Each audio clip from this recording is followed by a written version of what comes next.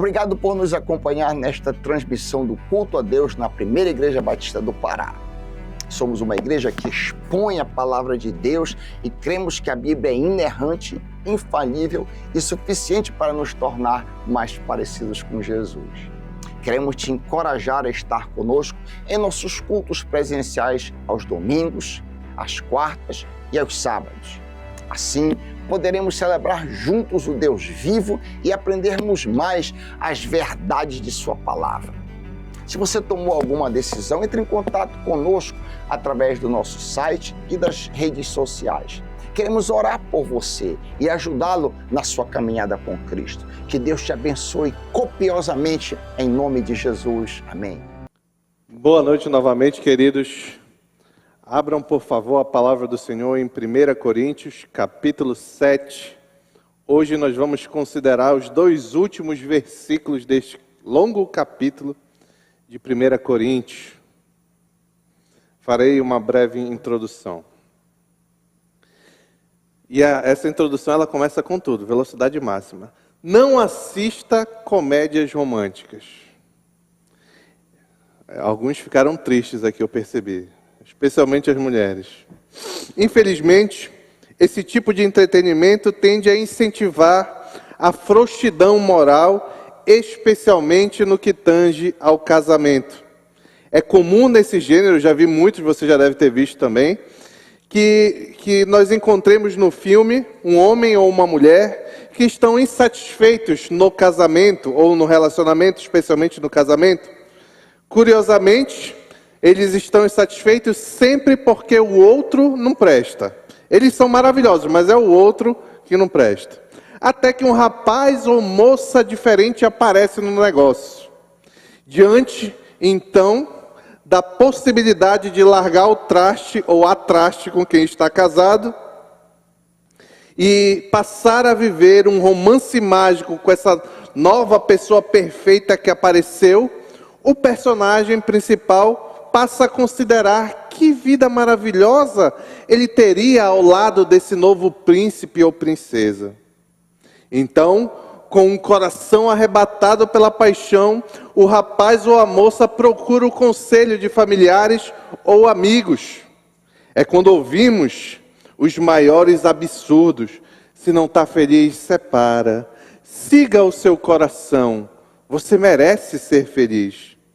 De posse desses extraordinários conselhos, o protagonista se separa do cônjuge e vive feliz para sempre com o príncipe ou princesa encantada. Qual é o problema desse tipo de história, pastor? O senhor não gosta de romance? Eu nem sei direito por onde começar para responder esta pergunta. Qual é o problema? Mas penso que posso destacar dois problemas principais. O primeiro é que tudo isso é uma mentira. E o segundo é que que tudo isso é uma mentira. E o segundo é que a vida não é assim, porque o divórcio é pecado. Desagrada a Deus e é pecado. Por isso, em vez de assistir comédias românticas que podem influenciar a sua forma de pensar negativamente, vamos refletir sobre o último conselho do apóstolo Paulo quanto ao casamento no capítulo 7 de 1 Coríntios. Então, vou ler o texto da palavra do Senhor nos versos 39 a 40 do capítulo 7, como eu já disse. Diz assim: a mulher está ligada ao seu marido enquanto ele viver, mas se o seu marido morrer, ela estará livre para se casar com quem quiser, contanto que ele pertença ao Senhor. Em meu parecer, ela será mais feliz se permanecer como está, e penso que também tenho o Espírito de Deus. Nós já vimos, eu já repeti inúmeras vezes, que o objetivo de Paulo ao escrever essa carta é conformar aqueles leitores, os seus destinatários, com uma vida de santidade agradável a Deus, como está lá no verso 1, no capítulo 1, verso 2.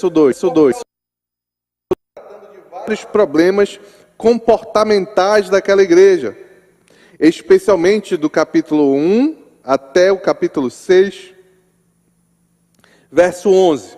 Então, no capítulo 6, verso 12 a 20, Paulo trata de mais um desses problemas, mas volta a atenção contra um problema central, o problema da imoralidade sexual. E ele ensina aquela igreja.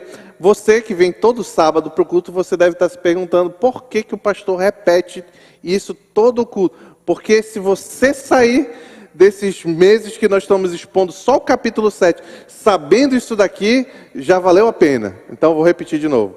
Por que nós temos que fugir da imoralidade sexual? Por que nós temos que viver uma sexualidade santa? Porque o nosso corpo está unido ao de Cristo, porque o nosso corpo é habitado pelo Espírito Santo e porque o nosso corpo, nós como um todo, corpo e espírito, fomos comprados pelo alto preço do sacrifício de Cristo. Como consequência dessas verdades, Paulo comanda no capítulo 6, verso 20, glorifiquem a Deus com os seus corpos. Como meio de glorificar a Deus, Paulo apresenta o casamento como uma resposta adequada para os cristãos viverem a sexualidade que seja agradável a Deus. Eu já disse, e não canso de repetir, vou repetir novamente, que sexo é agradável a Deus em apenas um caso. Apenas uma forma em que o sexo é agradável a Deus. Quando realizado por um casal heterossexual na constância do casamento. Qualquer outra coisa que não seja isso é pecado e não glorifica a Deus. Mas dentro do casamento o sexo é comandado e glorifica o nome de Deus. Dentro do casamento heterossexual, que é o único que existe de verdade entre um homem e uma mulher. Então, nos versos 25 a 30 do capítulo 7, é interessante que Paulo, por amor pastoral aos jovens solteiros da igreja de Corinto, aconselha que eles considerem a opção momentânea de não se casar. Ele diz, por causa dos problemas atuais, eu estou parafraseando, esperem um pouco para casar.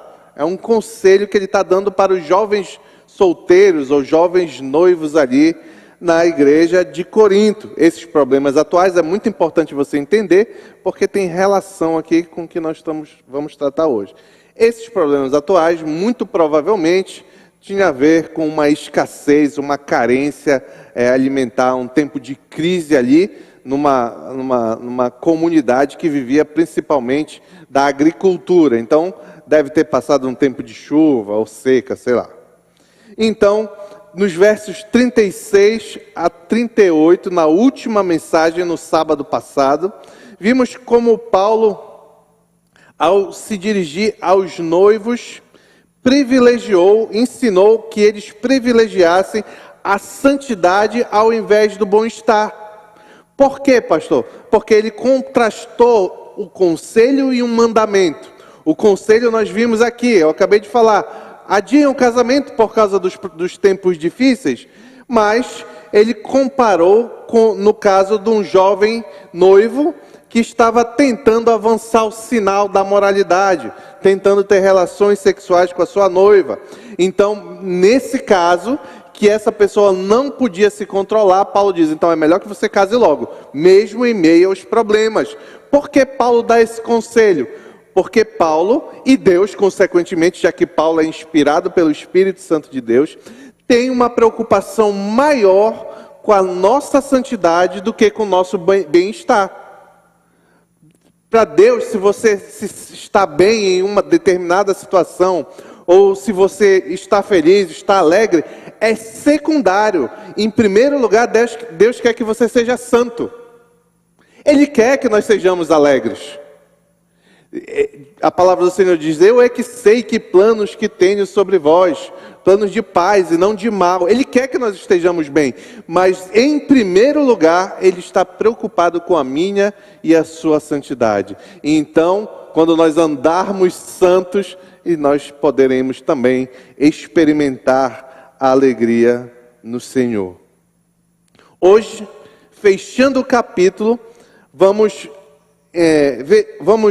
considerar Paulo Paulo enfrentando dificuldades, depois de enfrentar várias dificuldades quanto a relacionamentos da igreja, Paulo vai encerrar este capítulo exaltando a importância da manutenção do casamento, além de apresentar orientações para os viúvos. E é isso que nós vamos considerar hoje. Primeiro ponto. Está lá em 1 Coríntios, capítulo 39, verso 39. Diz assim: a mulher está ligada ao seu marido enquanto ele viver. Na última parte do capítulo, Paulo faz questão de destacar, mais uma vez, a importância da manutenção do casamento, bem como o grau de definitividade dessa instituição. Ele diz: a mulher está ligada ao seu marido enquanto ele viver. Com essas palavras, Paulo ratifica o caráter indissolúvel do casamento, pois enquanto o marido viver, a mulher estará ligada a ele pela aliança do casamento. É bem provável, note aí no seu texto, que Paulo se dirige especialmente às mulheres no final do capítulo, porque foi consultado por mulheres influentes da igreja de Corinto sobre a possibilidade de tomar iniciativa para se separar, o que era possível na cultura greco-romana. Eu já falei isso aqui, lá na cultura greco-romana em Corinto, as mulheres, diferente da cultura judaica, as mulheres poderiam ter iniciativa na separação. Então, muito provavelmente Paulo enfrentou este problema ali na igreja, ou tomou conhecimento deste problema, e por isso ele faz questão de destacar esta aliança definitiva que a mulher guarda para com o seu marido. Especialmente considerando o fato que ali em Corinto, como também já falei aqui, alguns homens estavam sendo omissos quanto às suas responsabilidades sexuais. Lembre, porque Paulo disse que eles deveriam fugir da imoralidade sexual, alguns homens que estavam se convertendo a Cristo entenderam que uma forma de fugir da imoralidade sexual era não se relacionar com a própria esposa. Eles entenderam erroneamente. E aí Paulo, nós já vimos isso no início do capítulo 7, Paulo diz: não, você tem que cada homem tem que ter sua esposa e cada mulher tem que ter seu marido. E esse ter é no sentido de ter relações sexuais com ele. Então Paulo enfrentou este problema. Só que note, mulheres que poderiam se divorciar e que de repente os maridos decidem não ter mais relações com ela. Então certamente ali naquela região tinha uma pressão de algumas mulheres querendo se divorciar dos maridos que estavam adotando essa medida equivocada. Contra tudo isso, Paulo escreve: a mulher está ligada a seu marido enquanto ele viver. Assim, note isso aqui, que isso aqui é muito importante. A única forma agradável a Deus de separação de um casal casado é por ocasião da morte. A única forma agradável a Deus de separação de um casal casado é por ocasião da morte. Não porque um dos cônjuges vai morrer, mas porque eles perseveraram em manter a aliança do casamento até o final. Não é que Deus se alegre quando alguém fica viúvo. Não, mas Ele se alegra do casal que mantém firme os seus votos feitos diante da igreja, diante dele, até o fim da vida. É claro que apesar de Paulo se dirigir às mulheres, por inferência lógica, a regra se aplica, é completamente aplicável aos homens. O marido também está ligado à sua esposa enquanto ela estiver viva. Este era um ensino público e conhecido do Senhor Jesus, como citou Paulo em 1 Coríntios capítulo 7, versos 10 a 11. Ouça esse texto. 1 Coríntios capítulo 7, versos 10 a 11. Disse assim a palavra do Senhor: aos casados dou este mandamento, não eu, mas o Senhor, que a esposa não se separe do seu marido. Para aí no verso 10. Este ensino é interessante, o jogo de palavras que Paulo usa. Ele diz assim: não eu, mas o Senhor. Já considerei isso aqui. O que ele está falando? Será que Paulo está apelando exclusivamente para a autoridade de Jesus e que a sua autoridade não é o suficiente? É claro que não. Nós sabemos que Paulo, quando escreve inspirado pelo Espírito Santo de Deus. Mas quando ele diz assim, não eu, mas o Senhor, na verdade, ele está fazendo algo bem simples. Ele está citando um ensino que era conhecido pela igreja, que foi dado diretamente pela boca do Senhor Jesus. E este ensino é o que está registrado em Marcos, capítulo 10, versos 2 a 9. Marcos, capítulo 10, versos 2 a 9. Ouça bem as palavras do Senhor Jesus, o ensino conhecido do Senhor Jesus. Alguns fariseus aproximaram-se dele, Jesus, para pô-lo à prova, perguntando: é permitido ao homem divorciar-se de sua mulher? Aí Jesus responde: o que Moisés lhe ordenou? Eles disseram: Moisés permitiu que o homem lhe desse uma certidão de divórcio e a mandasse embora. Respondeu Jesus: Moisés escreveu essa lei por causa da dureza do coração de vocês. Mas no princípio da criação, Deus os fez homem e mulher. Por esta razão, o homem deixará pai e mãe e se unirá à sua mulher. Aqui Jesus está citando o texto de Gênesis 1:24, 2:24. E os dois se tornaram, continua citando o texto, e os dois se tornaram uma só carne. Assim eles já não são dois, mas sim uma só carne. Portanto, o que Deus uniu, ninguém separe. É este ensino aqui que Paulo citou lá no início do capítulo 7. Este ensino do Senhor Jesus que era de conhecimento público. Por isso ele diz, não eu, mas o Senhor. Vale destacar ainda que o ensino bíblico contra o divórcio não é uma novidade do Novo Testamento. Em Gênesis 2:24, citando Gênesis 2:24 também, o profeta Malaquias denuncia o divórcio. E ele mostra como, ele registra como Deus odeia o divórcio. Está lá em Malaquias capítulo 2, verso 15 a 16. Não foi o Senhor que os fez um só, Malaquias 2, 15 a 16. Em um corpo e em espírito eles lhe pertencem. E por que um só? Porque ele desejava uma descendência consagrada. Portanto, tenham cuidado. Ninguém seja infiel à mulher da sua mocidade. Aí o texto, o profeta arremata. Eu odeio o divórcio, diz o Senhor, o Deus de Israel. Com isso, o argumento de Paulo contra o divórcio pela manutenção do casamento é tão poderoso que até hoje nós lembramos desse ensino. Até os descrentes conhecem a frase, até que a morte os separe. Note que Paulo faz questão de destacar justamente esse ponto na conclusão do tratado do capítulo 7 sobre o casamento.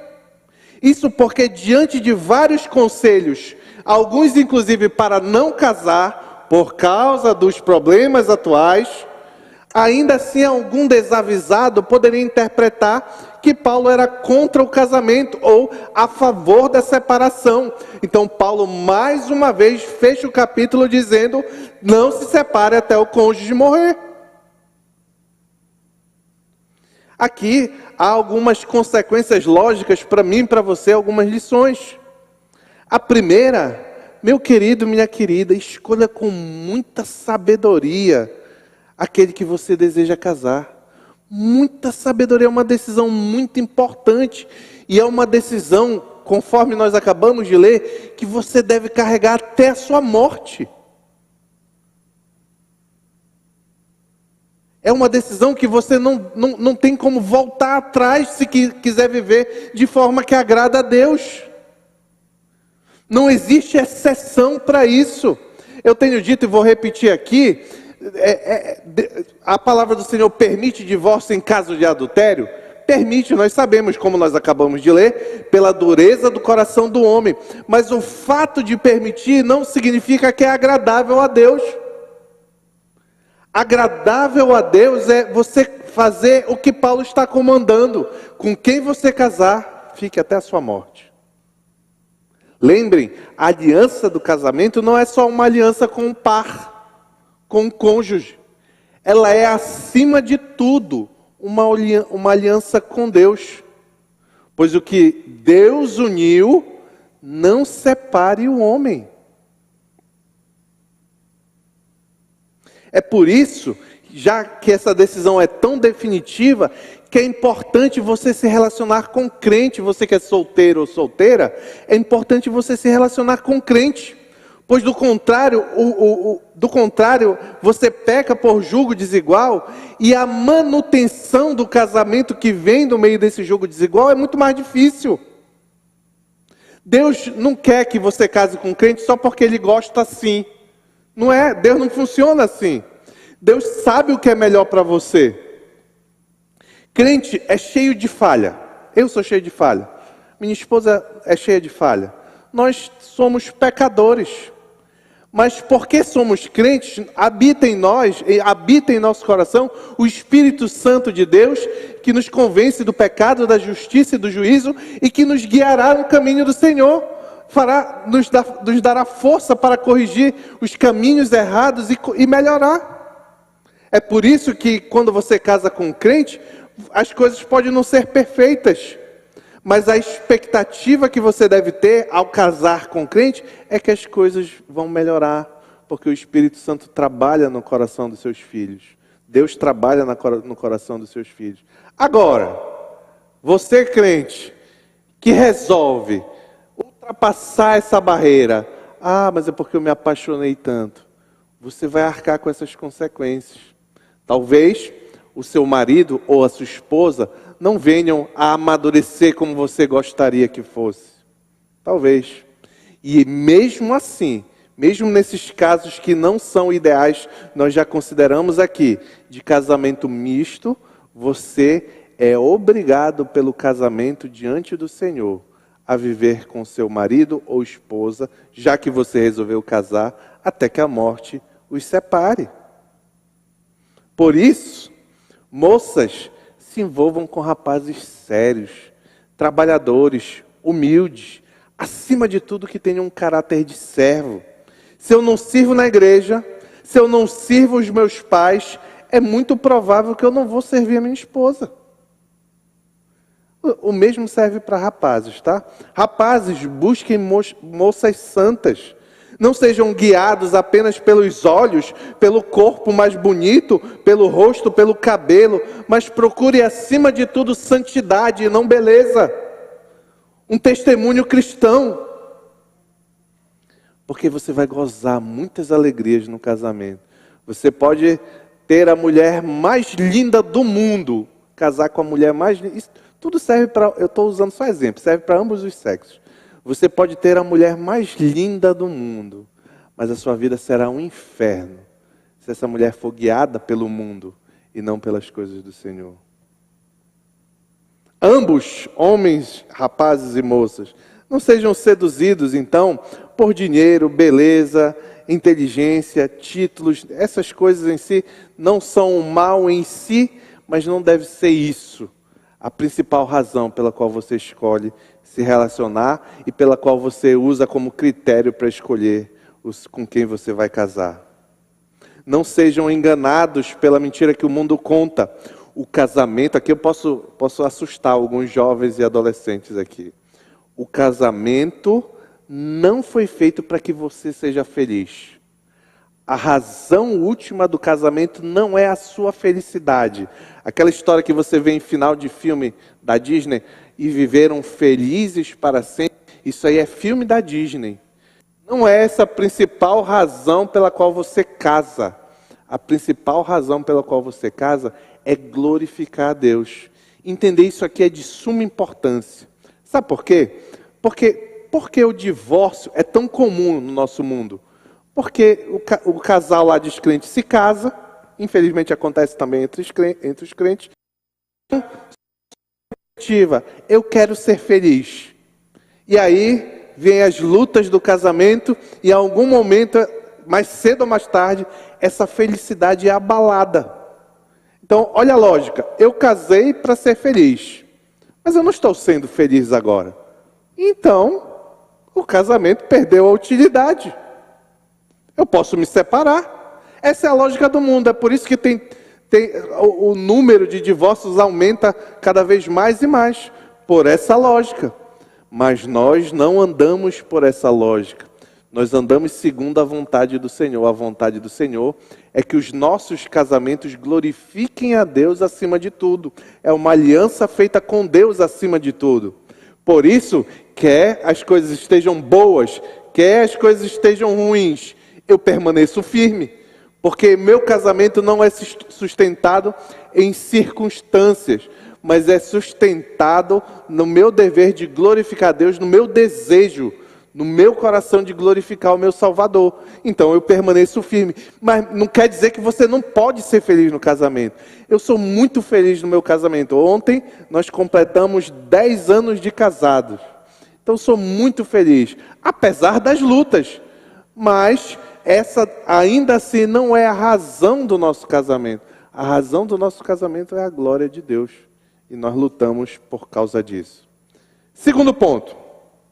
Se quiser casar, case no Senhor. Está lá na parte B do verso 39, eu vou ler o verso 39 novamente e continuo o final. A mulher está ligada a seu marido enquanto ele viver. Isso nós vimos no primeiro ponto.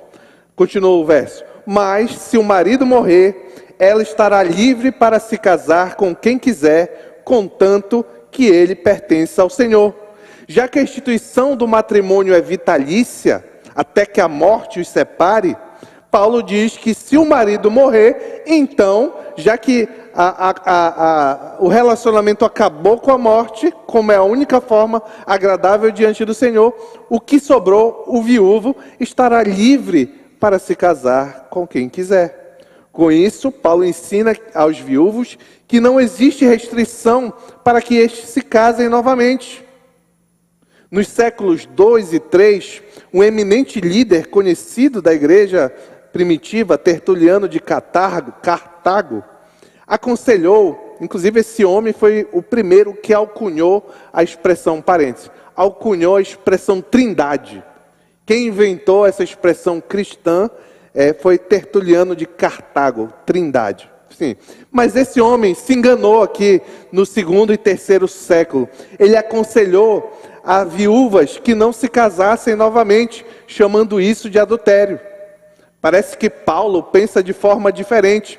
Para o apóstolo, a viúva está livre para se casar. Tanto é que ao escrever a Timóteo, ele aconselha que as viúvas jovens se casem novamente, como lemos em 1 Timóteo capítulo 5, verso 14. Escute.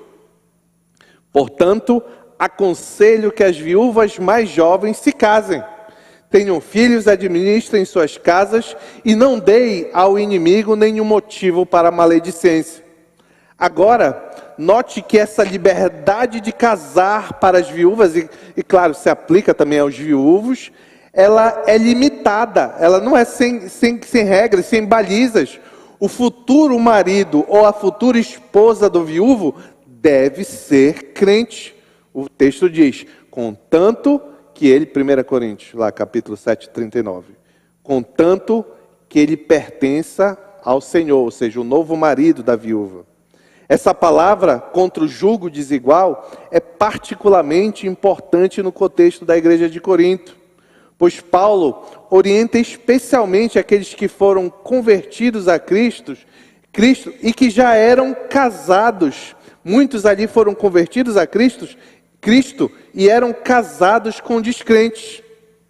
Só que esses podem ter ficado viúvos e achavam que podiam casar novamente com descrentes. E Paulo está dizendo, não, você veio de um casamento misto por conta que a sua conversão se deu depois do casamento. Paulo diz assim, permaneça casado.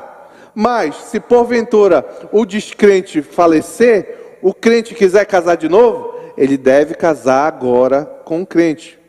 É muito provável que é isso que Paulo tem em mente a dizer isso aqui.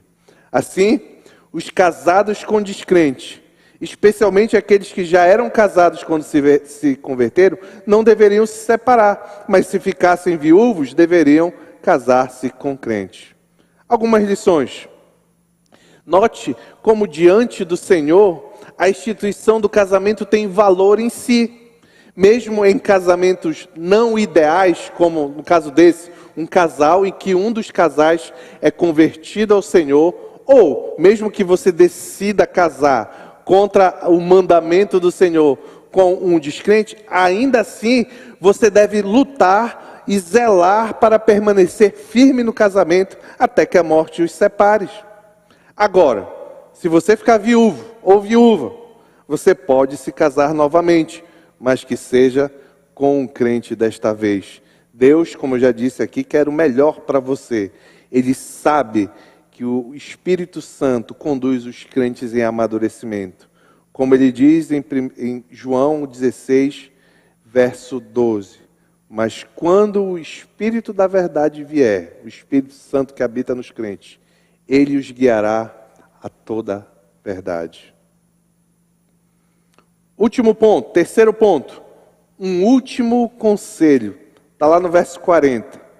Em meu parecer, ela, a viúva, será mais feliz se permanecer como está. E penso que também tem o Espírito de Deus. Para variar, Paulo complica um pouco aqui no final, porque esse capítulo 7 é complicadíssimo. Mas vamos lá, Deus vai conceder graça para que a gente entenda. Nesse verso, mais uma vez, Paulo estabelece uma regra. Mas aqui, mais uma vez, Paulo não estabelece uma regra, mas dá um conselho pastoral. Mesmo sendo permitido às viúvas casar novamente, como vimos nos pontos anteriores, Paulo diz agora, ela será mais feliz se permanecer como está. Para dar esse conselho, possivelmente Paulo imagina 2 cenários possíveis para esta viúva. O primeiro cenário é a viúva experimentar as tristezas da solidão, as dificuldades do cotidiano, especialmente para uma mulher sozinha naquele contexto. O segundo cenário imaginado por Paulo é esta viúva casar novamente e enfrentar muita dificuldade neste segundo casamento, encontrando intrigas com a família do marido ou mesmo um marido que não é aquilo que ela esperava. O que lhe traria, segundo Paulo, muita dificuldade neste cenário que é possível que ele tenha imaginado. Diante destas duas visões, na opinião de Paulo, é melhor para a viúva ficar como está, ou seja, não casar novamente, pois ela ficará mais contente do que se casar e encontrar dificuldades no seio da nova família problemática. Para deixar claro, no entanto, que não é uma regra, mas apenas um conselho, Paulo diz, em meu parecer, mas não é qualquer parecer, como qualifica o final do verso, tenho o Espírito Santo de Deus, tenho o Espírito de Deus. Paulo fala então com autoridade apostólica, mas aconselhando. Ele faz isso em muitos momentos em suas cartas, dá conselhos, assim como estabelece normas inspiradas pelo Espírito Santo de Deus. Então, para mim e para você, resta uma pergunta. Por que Paulo acha melhor as viúvas não se casarem aqui em 1 Coríntios, capítulo 7, verso 40, e aconselhou que as viúvas se casem em 1 Timóteo 5,14, no texto que nós acabamos de ler? É possível que Paulo tenha em mente conselhos diferentes, a depender da idade da viúva. Vou repetir. Por que em 1 Coríntios Paulo diz que não deve se casar? E por que em 1 Timóteo, capítulo 5, verso 14, texto que já lemos, diz que elas devem se casar? É possível que o conselho de Paulo leve em consideração a idade da viúva. Em Timóteo ele diz, aconselho que as viúvas mais jovens se casem.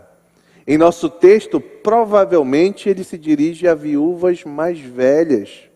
Outra opção que pode ser adicionada a esta primeira, é que o conselho de Paulo para a igreja de Corinto envolve algo relacionado ao que chama, do que nós já lemos, de problemas atuais. Então, por essas duas razões que podem se somar, Paulo diz que para aquelas viúvas na igreja de Corinto eu acho que é melhor vocês permanecerem como estão, mas se casarem, não peca, como nós vimos no verso anterior. O ponto é, se você que está aqui me ouvindo, não sei se tem, mas se você que está aqui me ouvindo é viúva ou viúvo, não seja conduzido apenas pelos seus desejos e impulsos. Coloque diante do Senhor buscando fazer o que é melhor para Ele. Se concluir que deve se casar, case novamente, em Cristo, com crente. Você pode fazer isso, não é pecado. Concluindo, enfim, o capítulo 7 de 1 Coríntios, minha oração é que depois de 12 pregações neste capítulo 7, vocês tenham compreendido um pouco mais sobre a instituição do casamento e o quanto ela é preciosa aos olhos do Senhor. Isso é muito lógico. Pouquíssimas ações influenciam tanto as nossas vidas, pouquíssimas ações vão influenciar tanto as vossas vidas do que o casamento. Eu só sei de uma ação que é tão impactante, mais impactante do que o casamento, para influenciar a nossa vida. É a conversão. Quando nós somos convertidos, nós sofremos, não no sentido de sofrer, mas de acontecer conosco, uma mudança drástica. Passamos da morte, como diz a Bíblia, para a vida.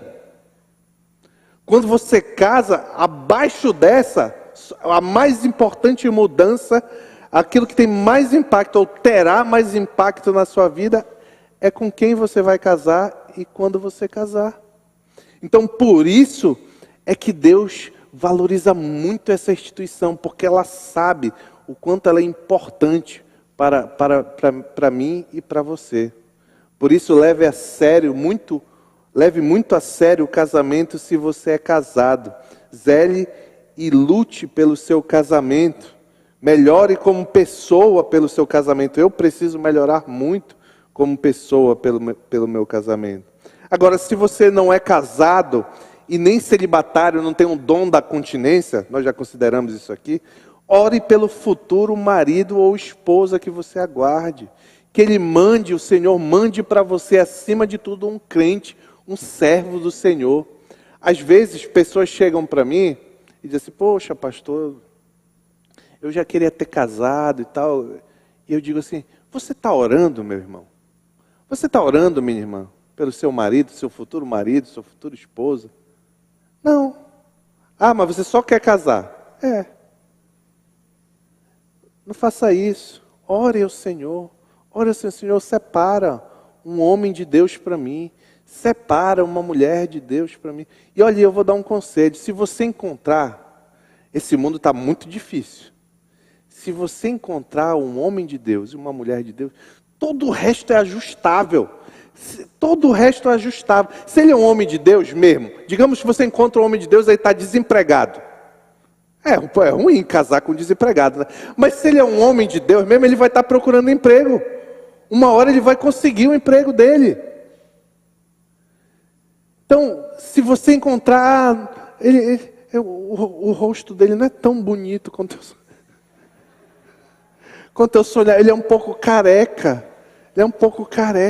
Tudo isso é secundário. Ele não tem tanto dinheiro quanto eu gostaria que ele tivesse. Ele não vai me dar a vida que eu sonhei. Tudo isso é secundário, meu irmão. Tudo isso é secundário. Se você encontrar um varão do Senhor, se agarre. Porque está raro. Se você encontrar uma moça do Senhor, uma moça... Olha, o Daniel agarrou ele. Se você encontrar uma moça de Deus, se agarre. Não... Se agarre no sentido metafórico, meu irmão. Metafórico. Tá certo? Agarrar mesmo é só depois do casamento. Aqui nós defendemos namoro de corte. Não se agarra não. Tá? Mas se você encontrar o crente, valorize, zele por esse relacionamento. Você vai gozar de muitas alegrias no casamento. Vai experimentar muitas alegrias. Por fim... Tenha em mente que o objetivo de viver um matrimônio é a glória de Deus. E nós podemos fazer isso quando este matrimônio vive segundo a palavra do Senhor. Se o Senhor não edifica a casa, em vão trabalham os que edificam, diz a palavra do Senhor, Salmo 127:1. Se nós fizermos tudo isso, eu garanto que nós experimentaremos muitas alegrias no matrimônio e não mais nos iludiremos com as mentiras das comédias românticas. Em nome de Jesus, amém. Eu vou orar porque eu acho que na leitura do texto eu esqueci de orar. Mas eu estava com isso na minha mente e agora me deu vontade de orar, eu vou orar. Baixa a cabeça, ore comigo. Senhor, obrigado pela Tua palavra. Aplica, Senhor, todos os ensinamentos dela aos nossos corações. Especialmente hoje te pedimos quanto a este assunto tão importante para a vida de cada um de nós, tão importante para a vida da Tua igreja, Pai, que é o casamento. Nos ajuda, Senhor, nós que somos casados, a viver de forma agradável a Ti nos nossos casamentos. Nos ajuda a melhorar, eu preciso melhorar muito, me ajuda, Senhor. Ajuda meus irmãos a melhorar também, Senhor. Ajuda, Senhor, os que estão solteiros aqui a experimentarem a alegria de casarem no Senhor, Pai. Levanta homens e mulheres santas, Senhor, para relacionamentos santos que glorifiquem o Teu nome. E nos ajuda, Pai, a zelar por essa maravilhosa instituição do casamento. Te pedimos em nome de Jesus. Amém.